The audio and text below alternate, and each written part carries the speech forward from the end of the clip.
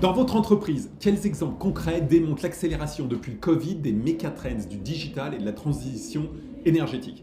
Alors d'abord, je vais être super bateau, c'est que bien évidemment dans ces moments-là, l'entreprise, elle se met à être gérée, à vivre à distance. Donc on se retrouve en fait à vivre tous en visioconférence. Donc ça, je pense que c'est la grande tendance de toutes les entreprises du digital. On se met moins d'énergie, c'est un truc de fou. Bah oui, puisqu'on se déplace moins, on a un vrai changement et c'est une vraie bonne nouvelle. On crée des outils, on a créé des outils, mais je crois que ça existe dans toutes les entreprises. On s'est mis à créer des outils digitaux qui vont plus loin, qui changent complètement le mode de fonctionnement. En fait, on apprend une nouvelle vie, on va voir ce qui nous en reste derrière, mais je crois qu'on ne reviendra jamais à comme avant quand on a vécu ce qu'on a vécu. C'est une phrase de vieux là, ce que je viens de dire. Comment transformez-vous les contraintes actuelles en opportunités pour votre entreprise? On essaye, moi je dirige un opérateur de télécommunications, donc déjà on a une obligation de continuité. Donc cette obligation de continuité, elle fait que des milliers de salariés pendant le confinement ont continué, eux, de travailler, d'être sur le terrain pour que nous ayons tous des réseaux de télécommunications et que nous puissions continuer de fonctionner. Mais ça nous impose des choses, c'est d'améliorer nos process pour les gens qui sont sur le terrain, pour les équipes qui sont sur le terrain, à prendre soin de l'entreprise.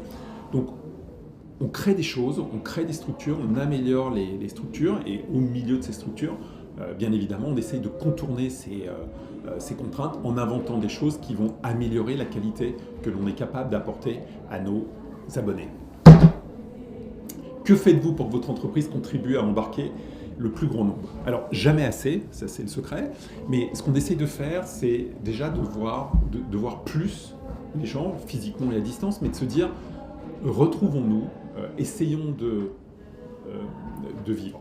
Encore une fois, le fait d'être un opérateur de télécommunications et d'avoir eu une continuité et de s'être retrouvé avec une mission, ça a beaucoup aidé, bien évidemment, au sein de l'entreprise. On s'est retrouvé avec une mission, c'est que la totalité des Français, que l'ensemble des Français, avec les autres opérateurs, aient du réseau qui fonctionne chez eux, parce que c'était devenu un sujet. Avant, les gens nous disaient souvent c'est vital, il faut que ça marche.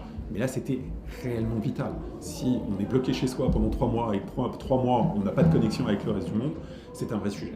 Donc, on a énormément travaillé dans ce sens-là, et quand on a eu la possibilité de se retrouver, on s'est mis à se retrouver, à se voir, à échanger de manière physique et à distance, pour retrouver le lien entre nous, parce que c'est quelque chose d'extrêmement important.